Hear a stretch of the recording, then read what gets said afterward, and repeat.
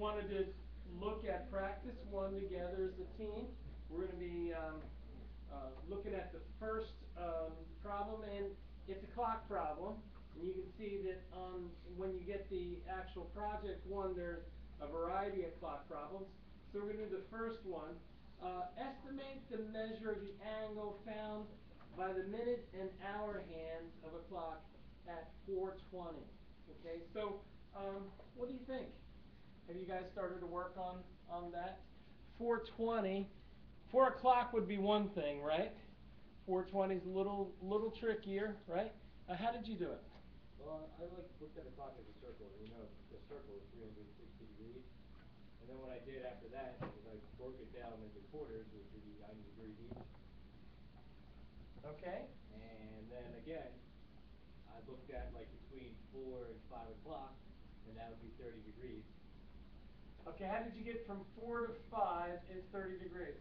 Well, because between like the example like 12 and 3 o'clock, if you want to get to 90, 30 plus 30 plus 30, you're going to get 90. So this is 90 degrees, right? Yeah, that's 90. So each hour is actually 30 degrees. Yeah. Okay. And then you're looking at 4:20, which is 1/3 of an hour, so that would be 10 degrees.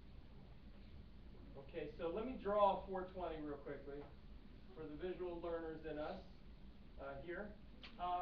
This is 12, 1, 2, 3, 4, 5, 6, 7, 8, 9, 10, 11. Okay, and so we're looking at the time for 4:20.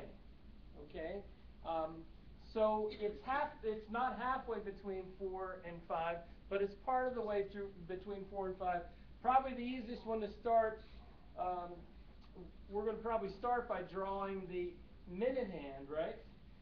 Where would the minute hand be pointing? The minute hand, not the hour hand. It's 4:20.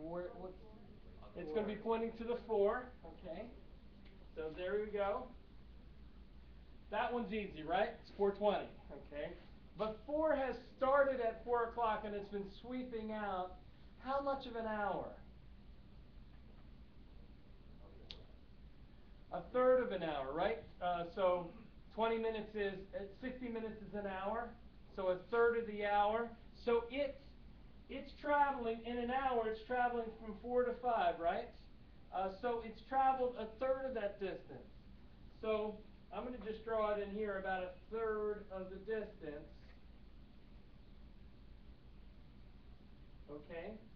And as we just said, the whole distance from here to here is how many degrees? 30 degrees. So if I've swept out 1/3 of that distance, how many degrees is right in here? 10 degrees. Does everybody buy that? So this is 30 degrees for a whole hour. So 1/3 of the hour is about 10 degrees. Okay, it's hard to see that. Let me just put a little arrow and draw a little bigger. Okay, so in here is an angle. It's real small. It's about 10 degrees. Okay, so we were asked what's the angle between the hour hand and the minute hand, and the answer is 10 degrees. Notice we had no problems like this in class, in the homeworks, in the quizzes, practices. Okay. So what am I doing? I'm actually taking the things that we learned in class and applying them to real world situations. Okay. So that's what the project questions are going to look like. Because it would be, especially since it's take home, it would be really boring if I just asked you questions that we went over in class. So I'm actually trying to ask you a little bit something different using the things that you learned. Any questions on number 1? Pretty simple. So each one you've got sort of like a puzzle, and you want to figure out how many degrees are there between the minute hand and the hour hand. Okay. Number 2. Find the sum of the interior angles of a decagon, 10-sided object. Okay, so let me erase and let's take on a decagon. How many sides in a decagon? So it's a 10-sided object.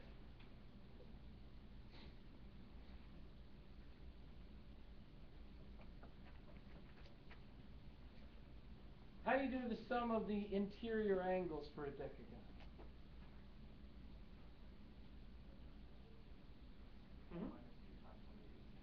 Okay, so we always, when we looked at the pattern, we found that you always subtracted 2.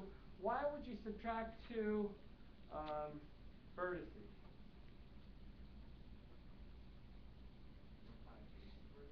It's sort of like, yeah, you're not going to be able to do triangles with the adjacent vertices, and then you've got the rest of them. Oh, actually, I'm fibbing. You can't have a diagonal with yourself or with your 2 neighbors. So you actually get n minus 3 divisions. But if I divide an area in n minus, well, I mean, if I divide something, if I take any area and divide it twice, how many regions do I have left? I know this is, okay. If I divide a region twice, I get how many regions? 3 regions. So I always get 1 more. So actually, I can't do a diagonal with myself or my 2 neighbors, so 3 vertices are taken out. I can do, so for example, let me get very practical here. Let's take a hexagon. Okay, so I can't do a diagonal with myself, and I can't do a diagonal with my 2 neighbors, but I can certainly do diagonals across the object, hence the name diagonal. Okay, and so I've only got 1, 2. So this is a hexagon. I've only got 3 diagonals that I can draw. But once I draw 3 diagonals, how many regions have I formed? 4, because I sliced it 3 ways, and it gives me 1, 2, 3, 4 regions. Okay, so it ends up being n minus 2 in every case. In this one it was 6, and I had 4 triangles. In that one it's 10, so there's going to be 8 triangles. So 8 times 180 is what? 1440. So it's 1440 is the sum of the interior angles of a decagon. Explain why a regular decagon does not tessellate a plane. What does it mean to tessellate a plane? These are tilings. So, for example, I can tile a plane with rectangles.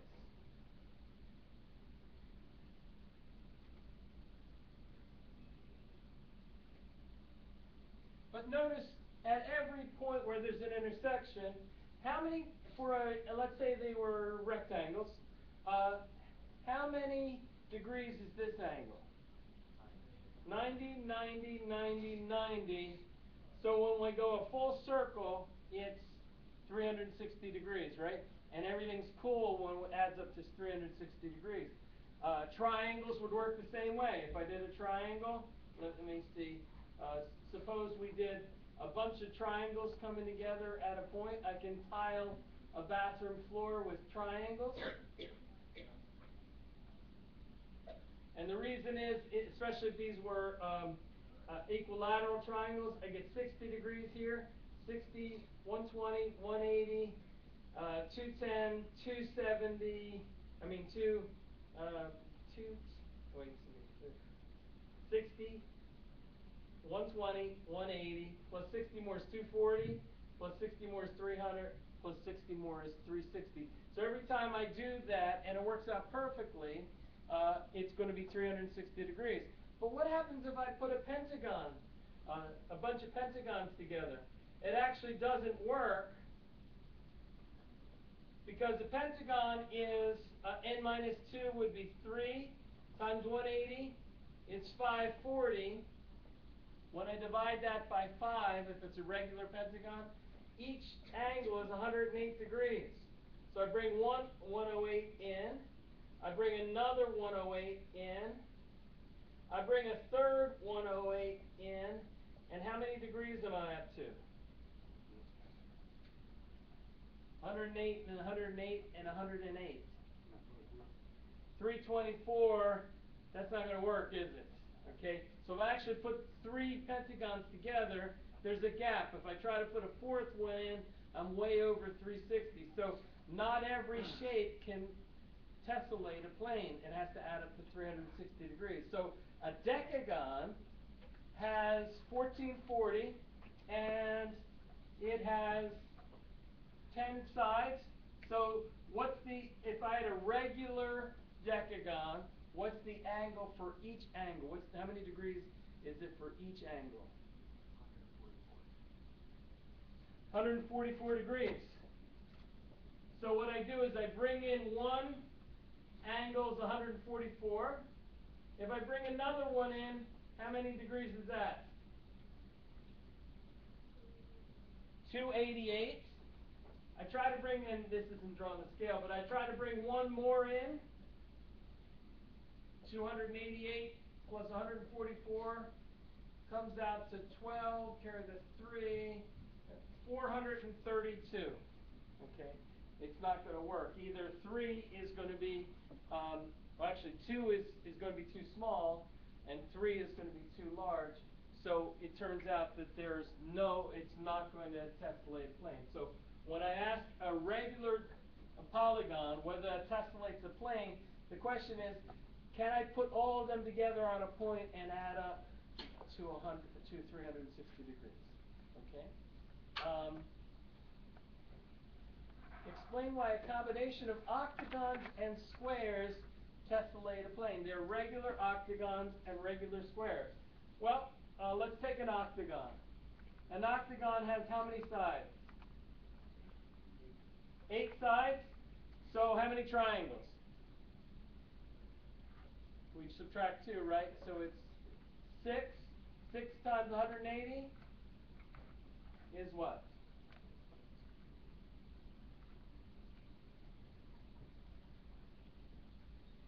1080. Okay.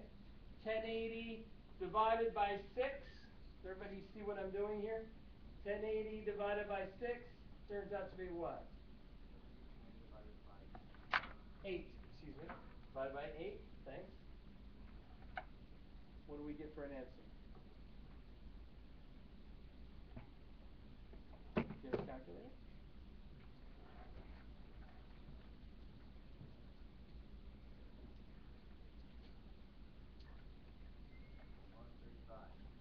$135, which sounds pretty funky, okay? And a square is, how many degrees is each of the angles in a square? 90. So if I put an octagon,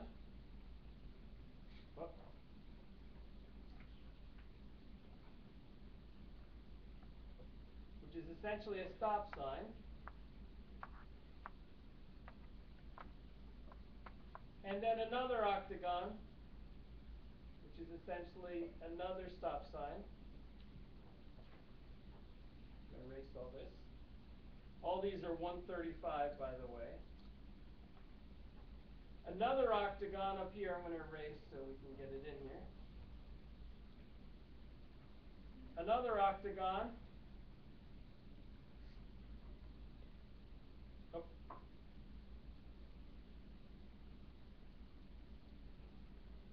$135, $135, $135. All these are 135. And I bring one more octagon in.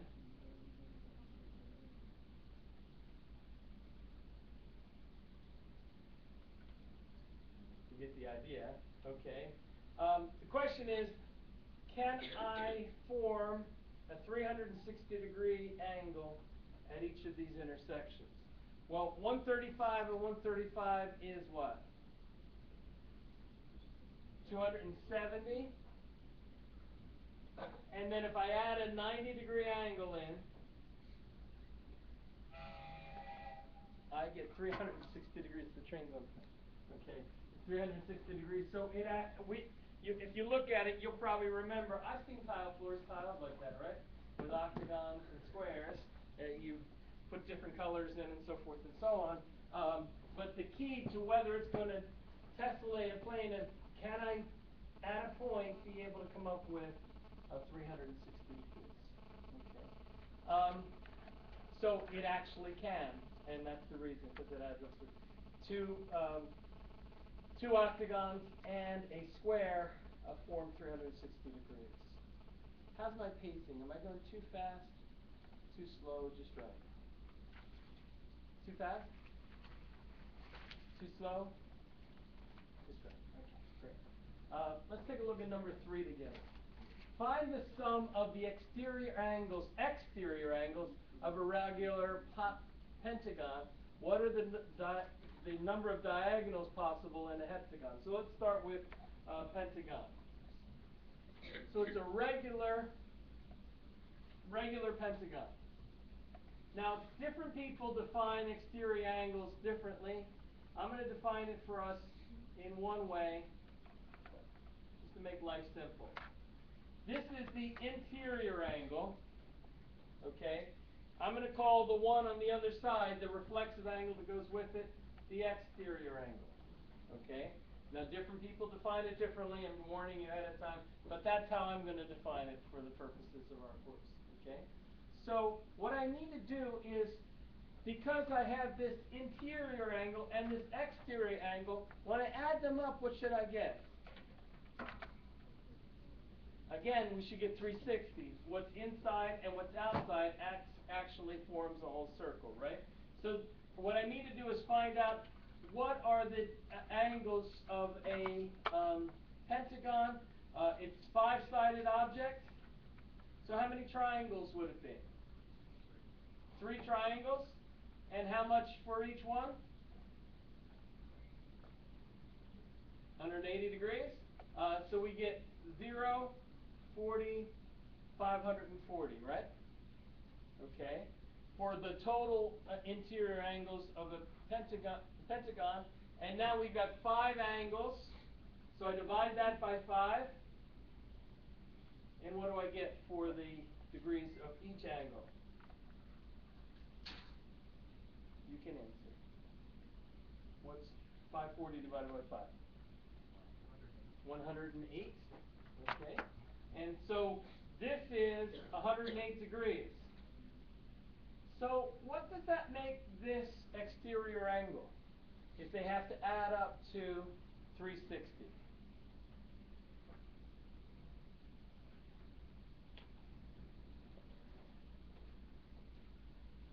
I just subtract, right? Okay. And what do we get? 252.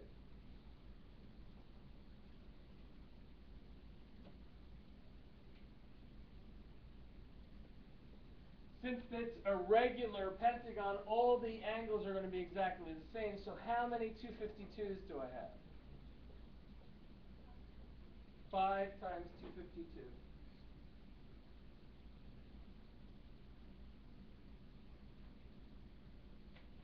1260 is the number. Okay. Did we do exterior angles in class? No. Okay. Am I asking you to apply the ideas we learned? We learned only interior angles in the class. Now I'm asking you questions about exterior angles. Okay. So it's good that you're going to have time to work on it. So hopefully it's not too much of a puzzle, but stretches you a little bit. The second question here is the number of diagonals possible in a heptagon that's 7 sides.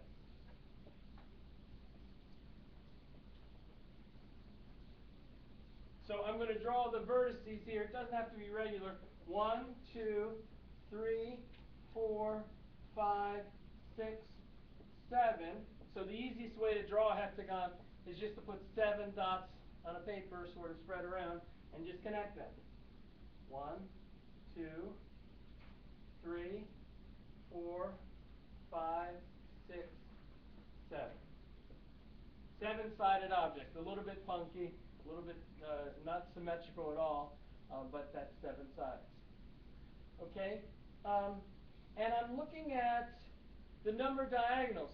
Well, as we did in class, the goal is to take maybe one vertex and figure out how many vertices come out of that one vertex.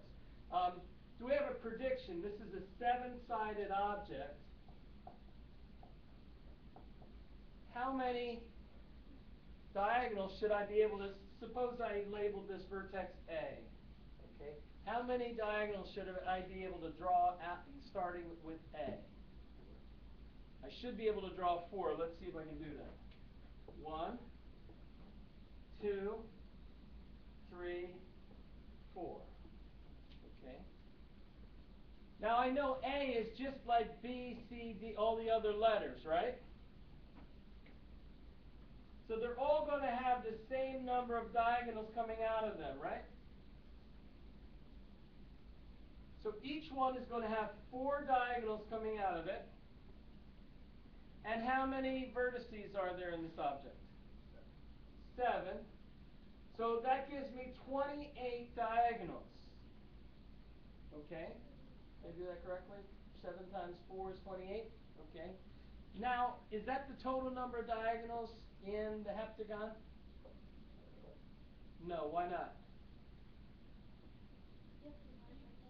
Yeah, we count, it ends up counting all the diagonals twice, so we have to divide by 2. So there's actually 14 diagonals possible for a heptagon. Okay? Does that bring back some memories? Great. Number 4. Give your most elegant definition for the following: a ray, a sphere, a chord, a square, a plane, a parallel line. Okay? Let's try a ray. By the way, you can post any of these answers to the discussion threads and get some credit for extra posting. So take good notes and post your answers to 1, 2, 3, 4, or any parts of them or whatever. Okay? So what's a ray? Well, what's a line? What's a point? Let's go all the way back to the beginning. What's a point? It's a location. What's a line?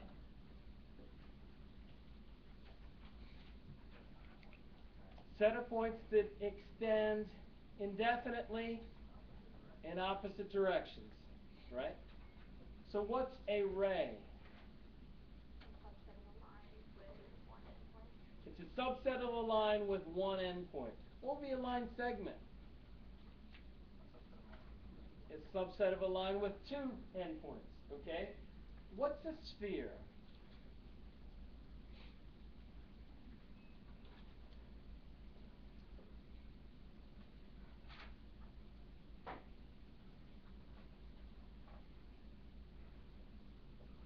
It's a set of points that are equidistant from some central point. Okay?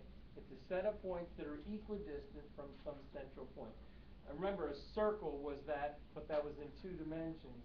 If we just allow it to be just a set of points equidistant from a particular point, now we're in 3 dimensions. Any direction you can go in 3 dimensions, as long as you go that same distance, that forms the sphere. Okay? A chord. We didn't spend a lot of time on the chord, but it was described in the text. Go ahead. A line segment where both endpoints are located on a circle? Yeah, it's a line segment where both endpoints are located on a circle. So if I was to draw a chord,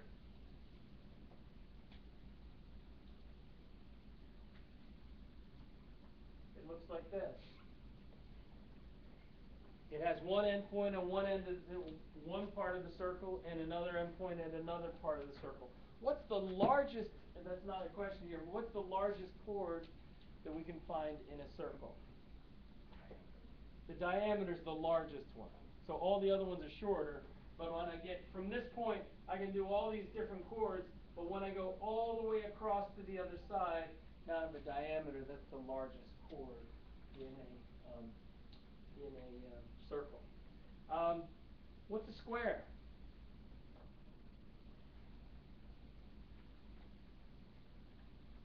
Four-sided figure with equal angles. A four-sided figure with 90-degree angle. 90-degree angle. a four-sided object with 90-degree angles. That's elegant. Does it get all the points? Can I draw a four-sided object with 90-degree angles? It's not a square.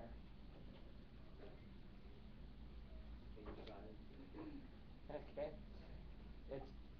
It's a regular quadrilateral is one way to say it. Okay, it's a regular quadrilateral with 90-degree angles. That means all the sides are equal and all the angles are equal. So a regular quadrilateral would be the most elegant definition. Yes. Just going to let you know your computer's going to shut down. So your video's going to stop. Oh, thanks.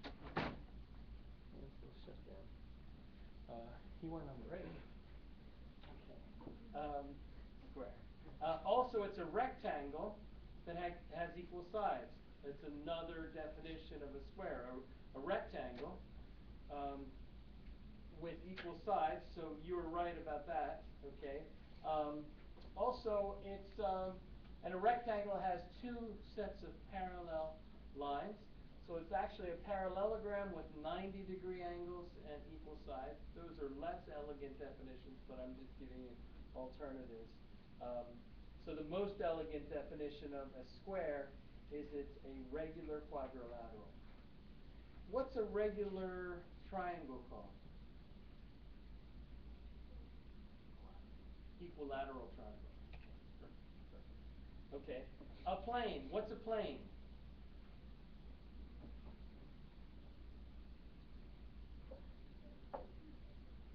It's a set of points that extend indefinitely in opposite directions in two dimensions. Excellent. Okay. Parallel lines.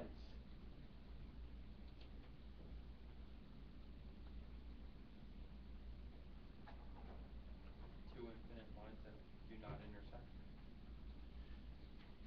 Well, you don't say infinite lines because they're all infinite, right? Two lines that don't intersect. Do you think that's elegant? Is it sufficient? Could I have two lines that are not parallel and they don't intersect? Will these lines ever intersect? If I continue. So they have to be in the same plane. Okay. Two lines that don't intersect that are in the same plane. Okay. And there's a whole debate about Euclidean geometry and non-Euclidean geometry that sort of rages on this central point, but for now we'll just call it that. Okay. Two lines that don't intersect and are in the same plane. Okay. So obviously they have to be going in the same direction. If they're tilted any way towards each other or away from each other, at some point they're going to intersect. Okay. All right, great. Number 5.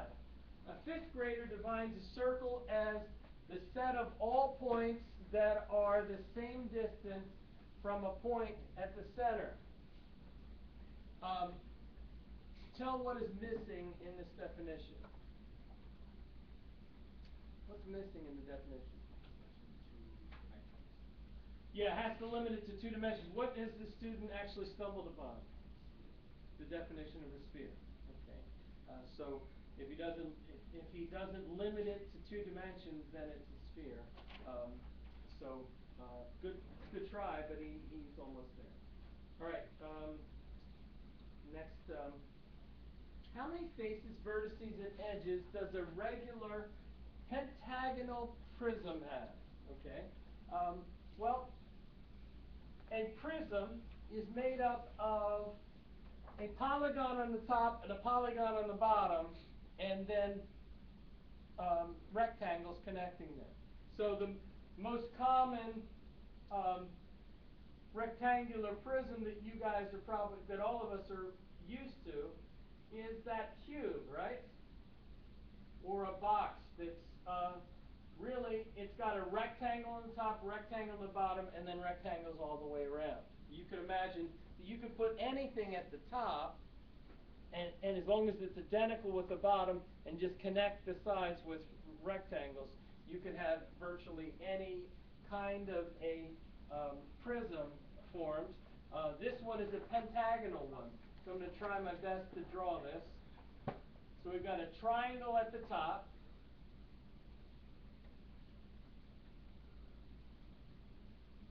We've got a triangle at the bottom. Okay, and then we have sides. So let me see if I can draw the sides. There's a side here. There's a side here, but we're not going to be able to see that. There's a side here in the front. There's a side here in the side. So let me see if I can draw these solidly. Okay, and then we have these dotted ones in the back. So let me see if there's parts of this that you're not going to be able to see, so I'm going to make them dotted. We're not going to be able to see the bottom and the back of that pentagon. We're not going to be able to see these lines in the back. So here's the top. Here's the bottom. And here are the sides. There's a pentagon on the top, pentagon at the bottom, and then we've got these lines in the back.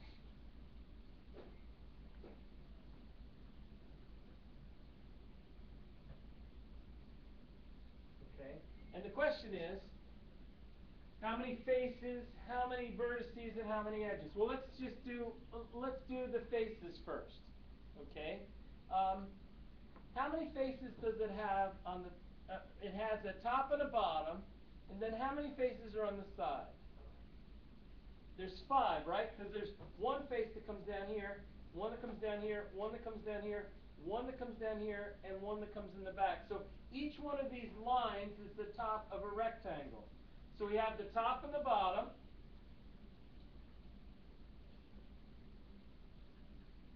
And we have all 5 sides. Notice this is going to be common in no matter what prism formed from 2 polygons. You're going to have a top and a bottom, and whatever the number of sides of this polygon is going to be the number of rectangles that are on the side. So for example, here we've got a top and a bottom. We've got 1 face, 2 face, 3 face, 4 faces, because there's 4 sides on the square. Okay? So there's going to be 7 faces altogether. Is everybody cool with that? Okay.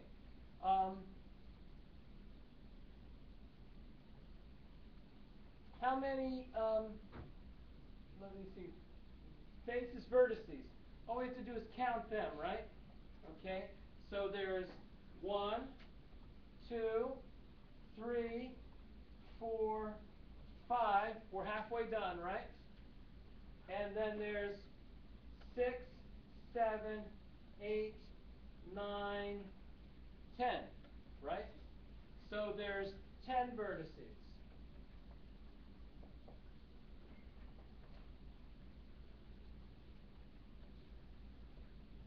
Are we together there? Is this making sense? 10 vertices. And then how many edges? Well, we've got 1, 2, 3, 4, 5, 6, 7, 8, 9, 10. So we've got 10 edges. That's with the top and bottom. And then we have 1, 2, 3, 4, 5. We have 5 more edges along the sides. So we've got 15 edges altogether. Okay? So 7, 10, and 5. Now, before we actually end this discussion, because we're going to the next one, notice the pattern here. This was a 5-sided object. and we had 7 faces. How did we get to the 7 faces? We had the top and the bottom and 5 sides. Okay? So without even doing a calculation, if we went to 6 face, if we went to a hexagon at the top and a hexagon at the bottom, can we calculate how many faces there would be?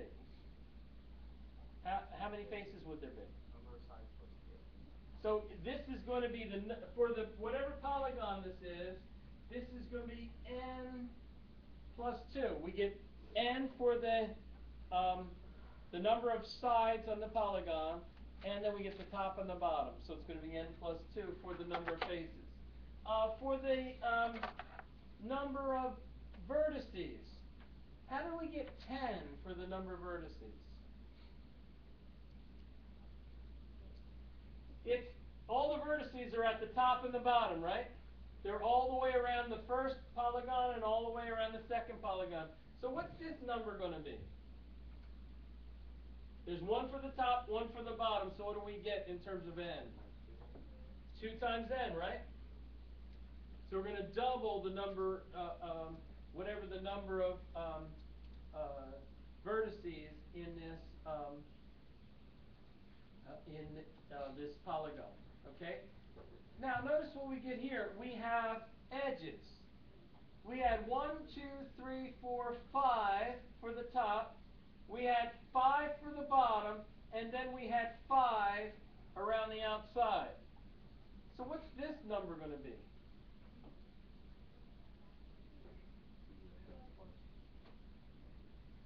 2n plus n is 3n, right? Yeah. This is just 3n. Okay? So if I skip to a hexagon, it would be, how many faces would there be in a hexagon?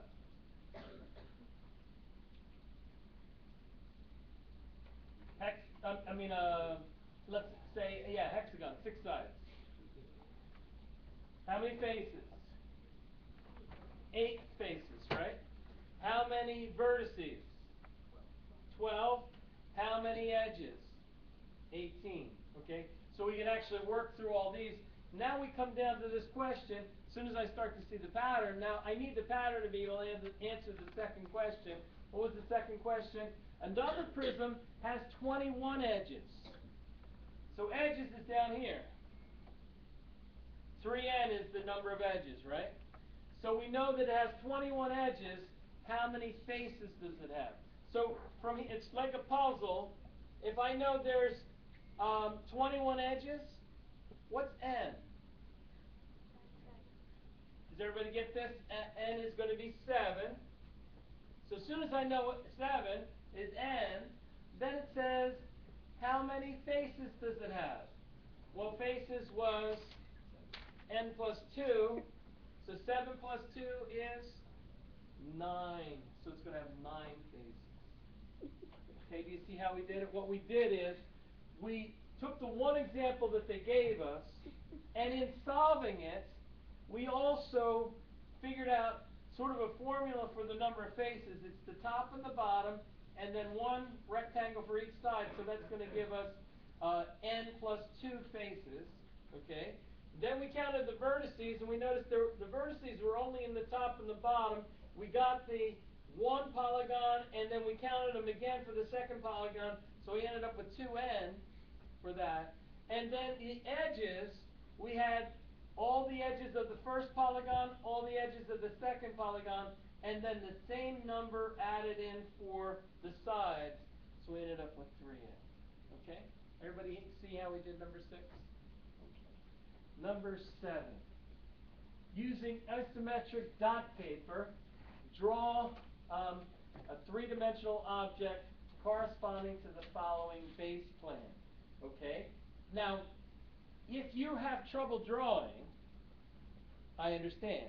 Okay? Number 1, you want to get in a group with somebody that does draw pretty well. But number 2 is you can actually take this base plan and put it into the virtual manipulatives, right? Okay, so let's see if we can take that base plan and go into virtual manipulatives. So if you go into your Blackboard site and look for virtual manipulatives, under resources. And the manipulative that you want to look at is space blocks. Okay, it's alphabetical, so we do geometry grades 6 through 8. And you can just watch if you'd like, or you can try to keep up with me. Either way. I clear, and I've got one block to start. Okay, I'm going to build that one big tower that's there. So I've got a 3 tower, right? I'm going to. How big is the next tower going to be next to it? 1 unit, and the next tower is going to be 1 unit. Does everybody see how I'm getting this? Okay. Now I've got to build that. I'm going to put 1 in here. Let me see if I can do this. Okay. I'm going to try to build the second tower real fast. Okay, so I'm here. 3.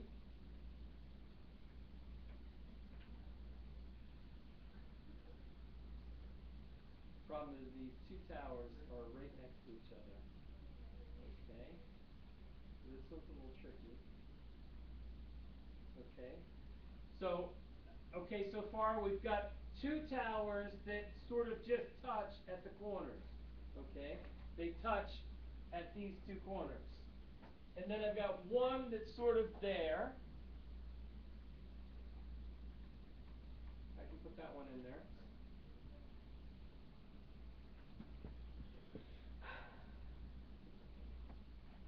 It's not helping, is it?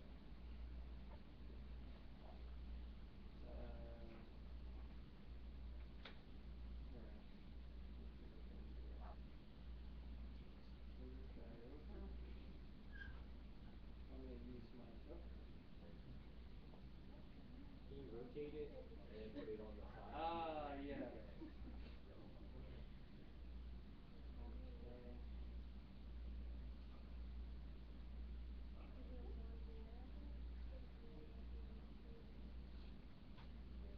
That definitely was the right way to do it. I'm feeling like I've been drinking.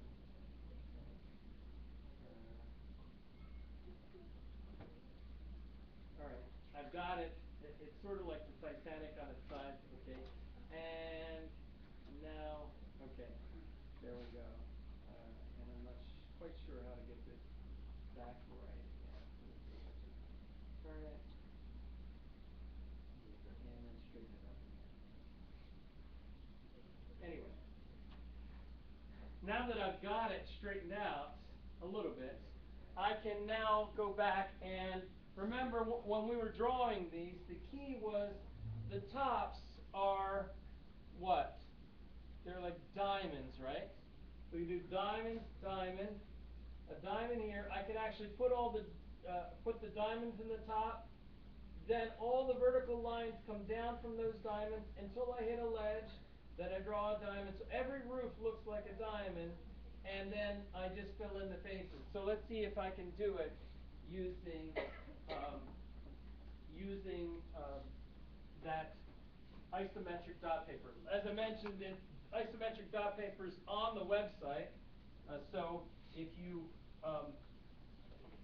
want to just bring it up and draw it, it's not really fancy. It's just there's dots, and then there's new dots that are sort of off center, and then there's the next row,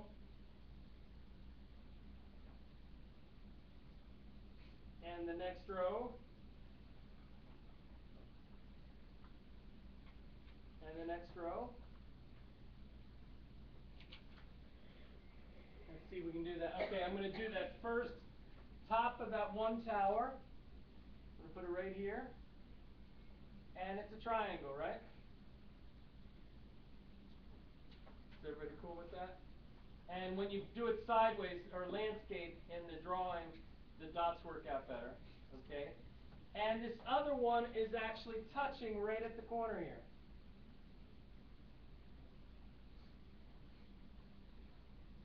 Let me fix these dots up just a little bit. and start again. I don't have the isometric, I mean I could. You know what, I'm going to actually just try to, no, I'm going to just draw it better, okay? 1, 2, 3, 4, 5, 6, and then I'm going to pull these up a little bit so they're not so tall.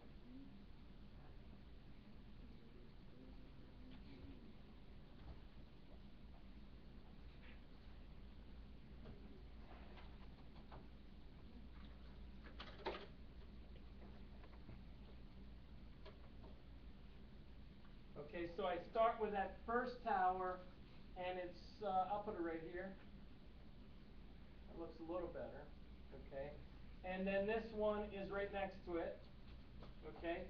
I looked at my picture and I realized I've got to come straight down for this next line.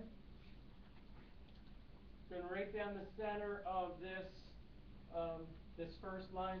And I've got sort of 2 rows of lines there. Let me see if I can put this in. Oh, good. Good. Good. Good. Good. Good. Good. Good.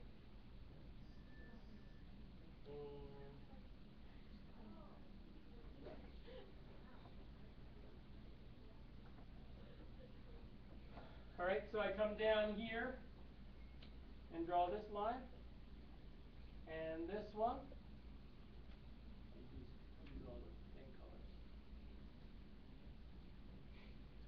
Okay. This is in here. I can see that. I can see this. And I go down one more layer because there's 2 stories showing on this side.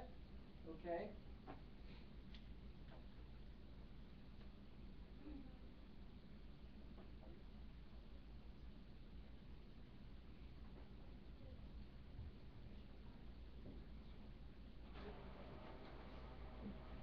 Okay. Now I've got 2 stories, and then I come out from that. Okay. So instead of, now I'm going to draw a diamond. Okay. And another diamond. So I'm doing the 2 sides, and then I finally have the bottom that I can draw.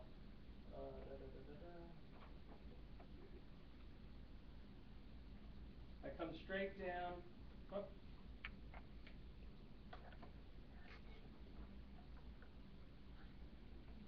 Come straight down.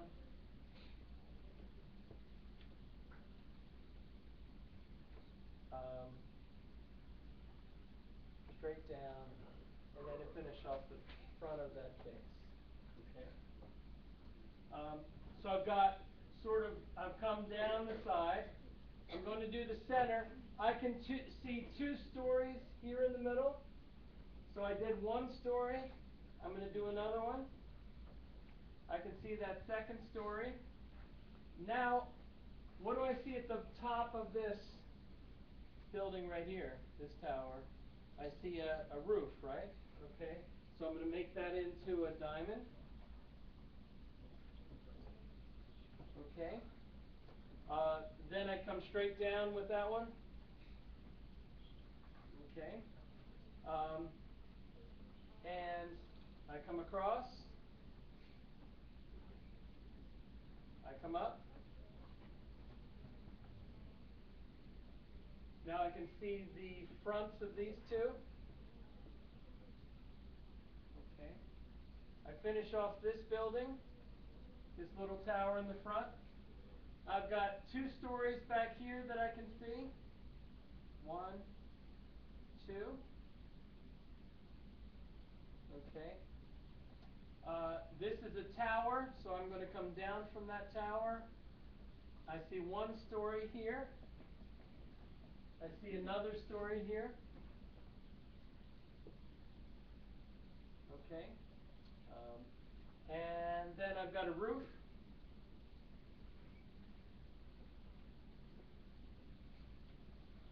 And then I finish off that side.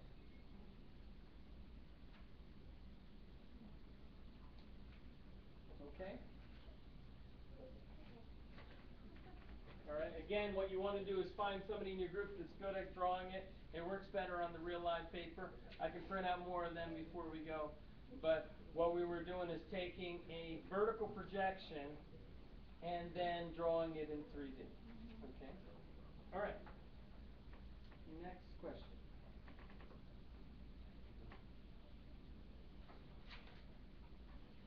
And the last one for the practice. Okay, if everybody's worn out at this point.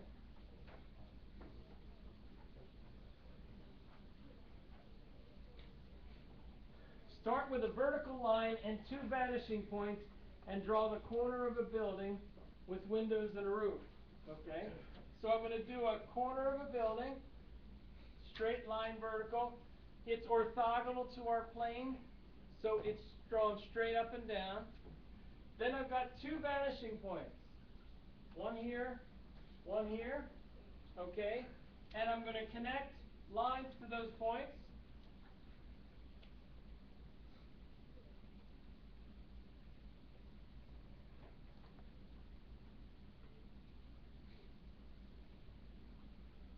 So we get the corner effect of the building. Now, we don't have to put all the windows in. We just drew the corner of the building.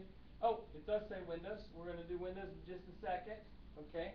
So when I do a window, I have to draw that in perspective as well. So I'm going to do lines that go to the vanishing point. Remember that any of these panes, the actual side of the wall is moving away from us, so it has to be drawn in perspective. The lines that are vertical are actually, we're looking straight at them, so they're drawn straight up and down. And just as the windows get further and further away, you want to draw them closer and closer together so that you have that perspective as well. And then all we have to do is erase this. Erase all the lines drawn for perspective, and you've got the windows of the building, right? And then you can do windows on the other side, same thing. And then all we have to do at this point is draw the illusion of a roof. Okay? And if we were in paint, we would just fill this with whatever color we wanted the roof to be. Okay? So there is the building with windows and a roof on the top. Okay? So, questions at all on the practice? All right. So, my intention, by the way, was to have you guys practice this before you came to class, so it would have went a little smoother if you had seen all these ahead of time, so that we were just reviewing it. But for some of you, this was really great to see it all pulled together, hopefully. Let's take a look at the actual project one, and you're going to see a little bit of more of the same. Okay. Take a look at this first problem. Estimate the measure of the angle formed by the minute and hour hands of a clock of each of the following times. 5 o'clock, that one's easy. 3:30 is actually fairly easy too. 2:06, a little bit of a challenge. 3 is pretty easy. 9:30. So a variety of times during the day, you're going to estimate it by actually calculating just like we did in class. Below is a picture of a billiard table. And let me see if I can go to.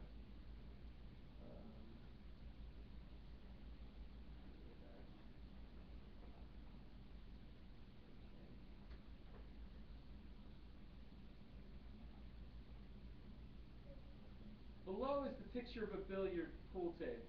Okay, so if you played pool when you were younger, this is going to help you. I'm going to zoom out a little bit.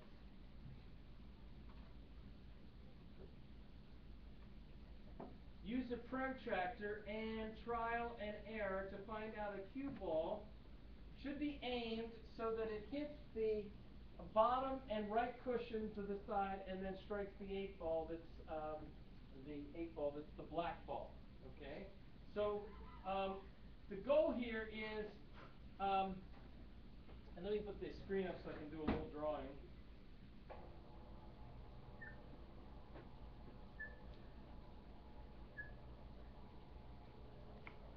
And let me just do some what ifs. Okay? If I start wherever this cue ball is, if I shoot right at this sort of cushion, what's going to happen to the ball? It's going to come right back at me, right? Okay? So that's obviously not what I want to do. Okay? If I went here, it's going to come back, and I want it to hit at least two cushions, so this isn't going to work, but that might actually head back towards the 8 ball. Okay? So the first one, it went right to the cushion and came right back. The second one went here, and it sort of flew up in this direction. What do I have to do if I want to actually hit the other cushion? Yeah, I've got to actually aim more over here. And notice as I change this angle, it also changes the angle that the ball comes off. It goes off in that direction. Okay? So what do we notice about the angle? Here, this, I'll give you a hint. When you're shooting here, there's two angles that are equal. If I'm going to label them A, B, and C. You tell me which ones you think are equal. A and C are actually equal. Let's do the same one here. Notice A now is kind of small, B is kind of big, C is kind of small again. A and C are always equal. It's actually a principle that we can use from optics, that the angle of incidence is equal to the angle of reflection. Same principle here, that the angle it's coming in, this angle, is the same angle that's coming off. So you can be able to use this to you can use this sort of picture, print it out, and with trial and error and a protractor, you're making the angle that's coming in equal the angle that it's leaving, and try different things.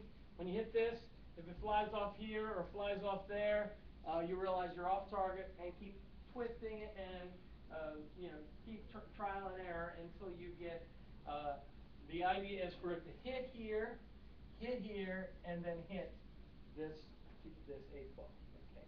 And in the process, if you've never been a pool player, now you have your first introduction to pool. You might want to go down and try it out sometime. Okay. Anyway, so that's number 2. Number 3. Draw on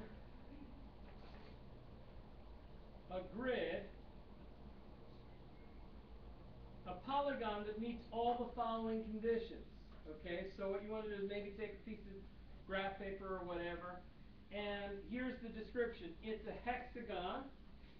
Not all the sides are congruent, so you can't draw anything where all the sides are congruent, and it has exactly 2 acute angles. So notice how I'm taking in the project, we defined what an acute angle was, we defined what a congruent was, but I'm actually applying it. If you go back and we were talking about Bloom's taxonomy, instead of just asking you to repeat the definition to me, I'm actually asking you to apply it to a real life situation.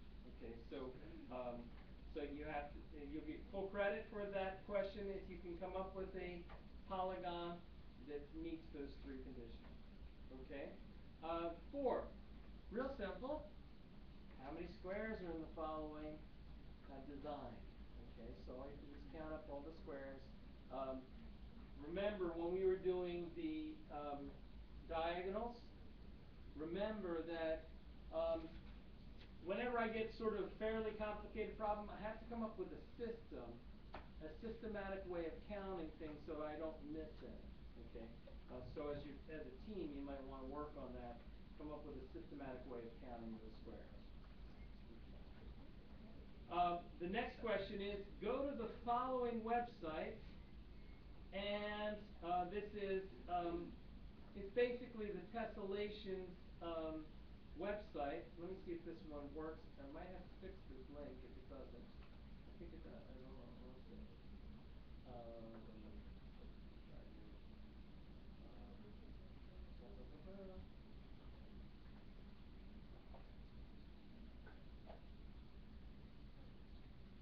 It doesn't. On the Virtual Manipulatives website, you're going to look at geometry 6 through 8, tessellation. That might be a slightly old link. Okay. And what your job is to take this and take these objects. We did one earlier where we had a octagon, another octagon, another one, another one, and then we found a square, and we found that it tessellated. Okay? So the goal is, for this one, is to build 5 different patterns that tessellate a whole plane. When completed, print each pattern. Let me just go here. When we're here, notice if I wanted to print this screen, by the way, I can zoom out, by the way, if I'm building a pattern and I want to repeat it. And here's another trick. If I copy this, Control C, and paste, if I copy this, or I can actually clone this and bring it back again and clone it again. So I highlighted it and then I cloned it. So I can bring these pieces and I can zoom out and bring these pieces together. Zoom again out. And I can build the patterns over and over again and tessellate a plane. Okay? So the point here is this, to clone it again.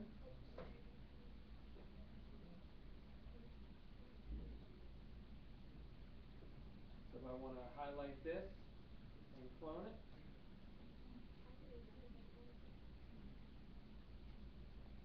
highlight, clone.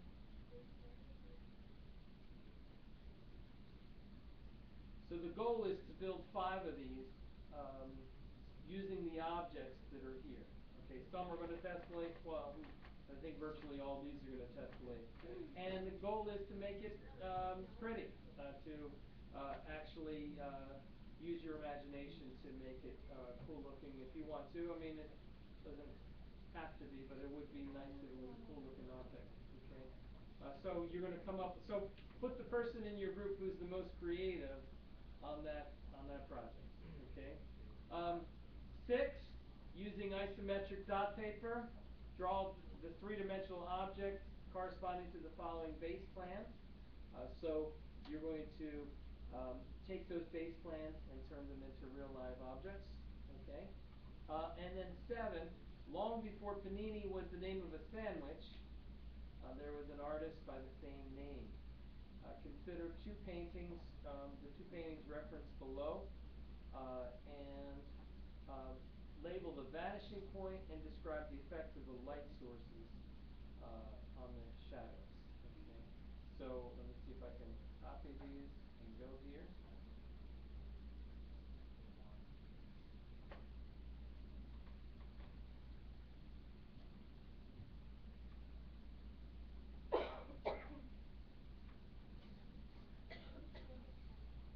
And so you might have to do a little searching on this one. Let me see if I have the link. What you're looking for is the architecture caprice with Pantheon and Colosseum and the Forum of Trajan. So if you actually just put this into Google and find it, I think that link is, they always change the links on me, so those links may be no good anymore. But if I go to Google and I type in that description and go to images, I should be able to find that image and let's see. You know what I'll do is I should just paste that. What I'll do is I'll paste this into the website so you don't have to find it. Okay. So it's actually this one.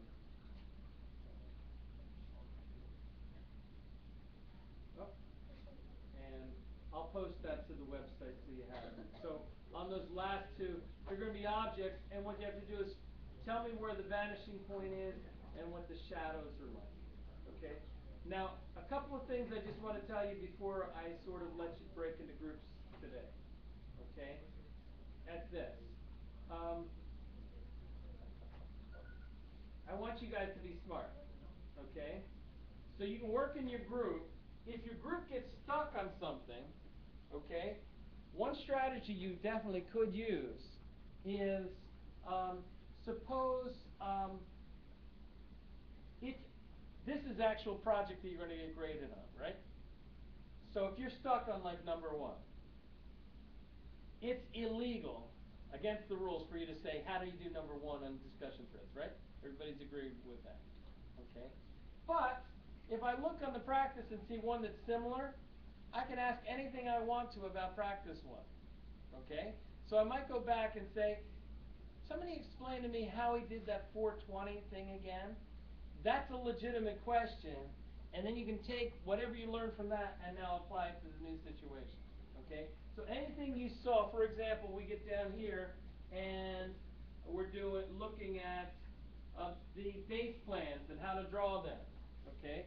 You can ask a question about how we did the one that we did in class and ask advice about that, and then use that information to apply it to this. But everybody heard me say that it's not fair game for you to say, how do you do project 1, problem number 6? Okay, that's not cool. All right, let me go over the ground rules real quickly again. I want to make sure we're all on the same page. Okay, number 1. When's this due? Monday. How many documents are you going to hand in for your whole group? 1 document for your group. How big can the groups be? Up to 4. Can I work by myself? Yes. Why would you? But you could. Okay. If you're working in 2s, does a person that's working in a 2-some have to do twice as much work as somebody in a 4-some? Yes, probably. Okay, because you have half the number of people working on the project. Okay, so it's to your advantage to have a 4-some, but I understand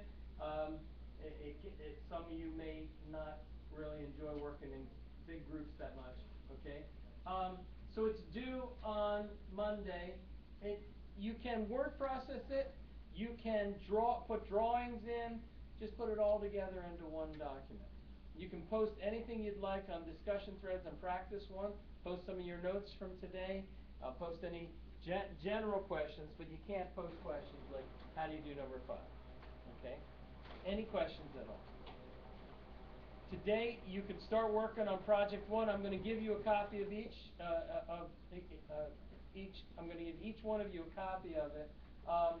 And you can work on it as long as you want to this afternoon. So if you want to say, like one group says, you do number 1, you do number 2, you do number 3, and let's get out of here. Okay? I'm not going to look at you cross-eyed when you leave. It's due when it's due. You are adults. You can handle it any way you'd like it. Other groups, so you get from that extreme, everybody just gets the problems and let's go, and we'll work on it. 2, some people might want to just finish the project today before you leave, okay? And everything in between, all right? Any questions at all for project 1? Okay, all right. Let me give it out to you, and you guys can get started on project 1. Thank you. Yeah.